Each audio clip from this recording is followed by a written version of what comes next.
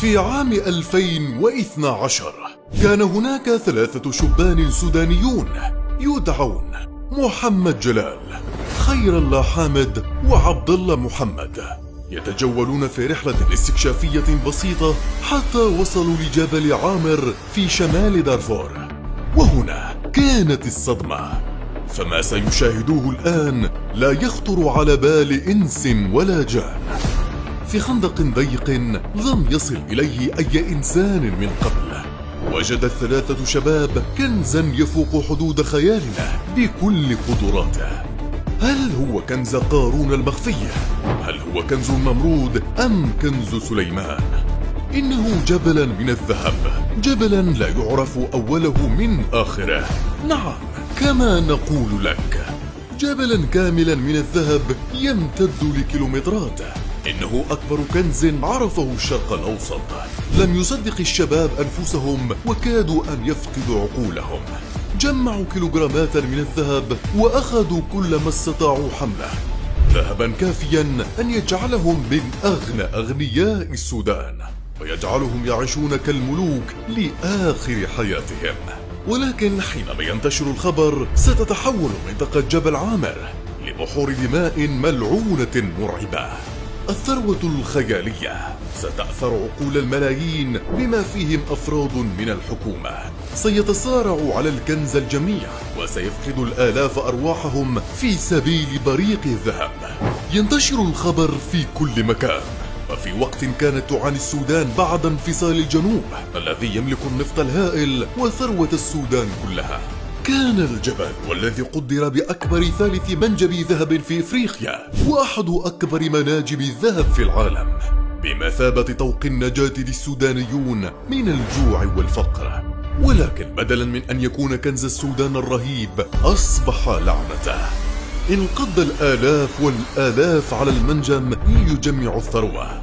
أفراد من الشعب والعصابات، عصابات من بلاد مجاورة كتشاد والنيجر ومالي ونيجيريا ودول أجنبية مدججين بالسلاح، عصابات من روسيا وقوات فاغنر، وأشخاص مأجورين لفرنسا وعدة دول، وميليشيات عسكرية تابعة لجنجويد، والتي دخلت في حرب مرعبة أبادت فيها قبيلة بن حسين السكان الأصليين للمنطقة.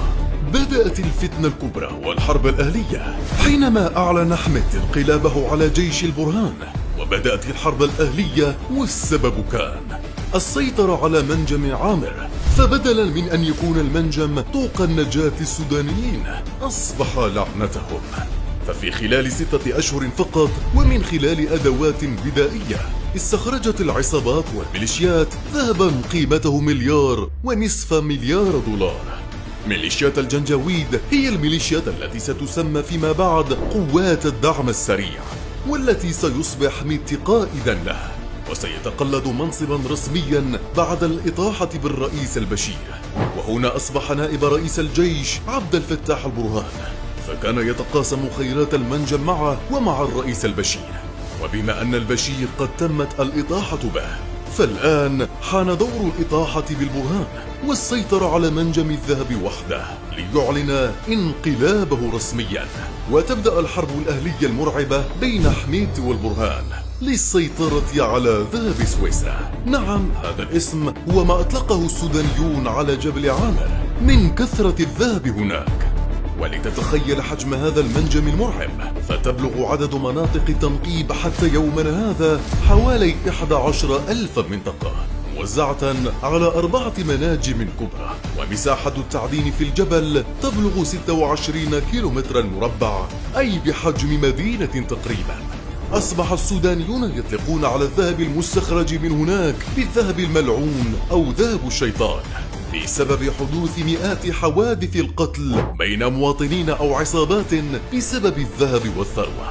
فمن الطبيعي جدا أن تجد كل يوم شخصا أو أكثر مقتولا هناك، فضلا عن الحرب الأهلية التي حدثت وسيطرت قوات حميد على المناجم حتى تحول المنجم لثكنة عسكرية مرعبة. وأسطورة شعبية يتحدث شعب السودان عن الأرواح المقتولة الهائمة والشياطين التي لم تعد تترك المكان لتوسوس لأبناء شعب السودان بقتل بعضهم البعض من أجل بريق الذهب. ولكن كما نقول دائما، ما الشيطان إلا بني آدم.